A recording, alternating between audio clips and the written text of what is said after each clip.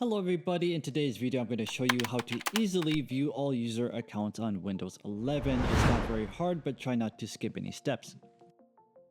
The first thing you want to do is press the Windows plus I, or you can just type settings here. And that will bring you to this menu. You scroll to the left here to accounts. And then you scroll down to other users. If you have other users set up, they will be displayed here. You can also add other accounts here, or you can remove them. Things like that. The other more comprehensive way to do this is to use a command prompt. But to do that, you go to search, type CMD. You'll find the command prompt will come up. Here, you type in net user. This will come up with the net user's information.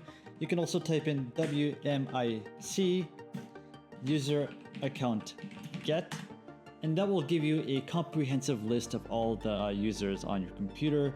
If you just want the names, you can do WMIC user account get name, and that will just bring the names. And that is it. That is how you check the users on your account. If this video is helpful, please leave the video a like.